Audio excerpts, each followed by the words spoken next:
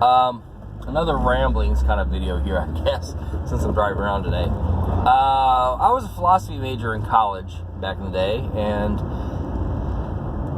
sometimes people who don't understand philosophy will try to come up and ask you questions they think, oh, you're incapable of answering because, they're smarter than you, or philosophy doesn't work or whatever. But a lot of people don't understand philosophy is not always about finding answers or coming up with things that are definitive. Sometimes it's, to sum it up, I don't remember who said it, but my dad told me of a quote sometime, which was, ours is not to find the answers, but to love the questions, or something to that effect. And I think that's the point. In philosophy, we are not always seeking direct answers. That's our little baby offshoot, science. And if you ever wonder why I say that, any degree that's a PhD, like physics, you get a PhD, psychology, PhD means doctorate of philosophy. So all these disciplines originally started as parts of philosophy. So I make the joke that they're the little upstart children. But nonetheless, one of the questions often people ask when they think they are being clever is, what happens when an unstoppable object meets an immovable unstoppable force meets an immovable object? Well, that one is actually pretty simple to answer in my mind, which is a ricochet.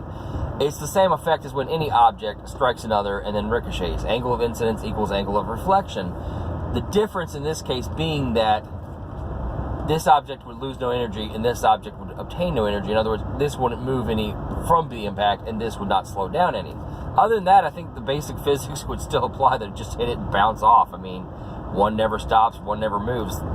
Fits the question fine. Okay, that one's actually kind of a good answer. Now, another question I get asked, which I don't give as good an answer to, but it still kind of proves the point that some people, I guess it kind of just shuts up people who are naysayers and don't understand and ask these stupid questions. But you often get asked, especially since I live in Georgia and South Georgia, a lot of people, no offense to them, are very religious, especially religions like Baptism, which can be fairly conservative in their views. But they often ask me things like, well, can God, Christian God, make a rock so big that he cannot lift it? And people think this is impossible because, God's all powerful, and if he makes a rock, he could lift it because he's all powerful, but, this kind of thing. My answer is, yeah, of course he can. And it's based on what Christianity is. Okay, most Christians, now there are some subsects that would disagree, but most Christians would agree that Jesus was not only Son, but also God incarnate. Okay, so if God creates the universe in the beginning, and he made all the planets and everything, and then on Earth he obviously made all the rocks. If that's the case, then when he comes in the body of Jesus, then there are certainly limitations to Jesus. He was not an all-powerful being. He was not super strong. He was an average human body. I think the Bible says something to that effect.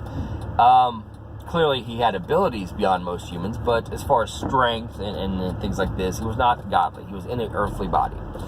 So, as such, he has some limitations, even if he were stronger than the average man. Well, in that case, there are certainly large rocks that even Jesus couldn't lift. And since Jesus is God incarnate, the Son, but also God incarnate, then Jesus can't lift certain rocks, and he technically made them, being the same as Yahweh, who is the Christian God.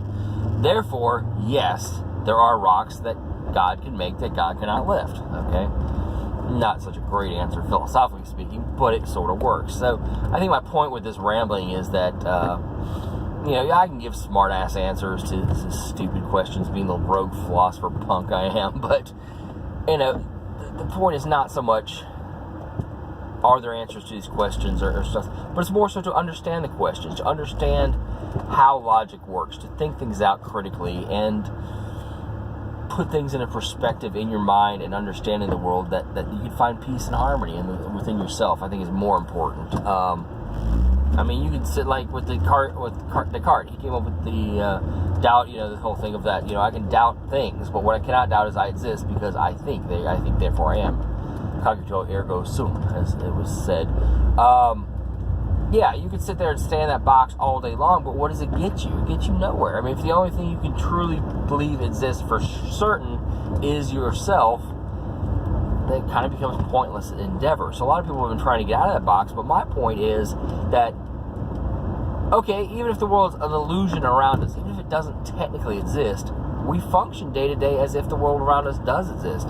We do interact with it. We do things. So instead of questioning whether it exists, let's just say, okay, until I know further, until I know for certain this world doesn't exist, let me assume that it does, because that is what I have to deal with in my life. I cannot avoid that as a potential fact. And then go from there. What do I need in this world? What is moral within this world? What kind of person should I be? And that is where I think people need to focus. I'll talk more about this all later. I'm out.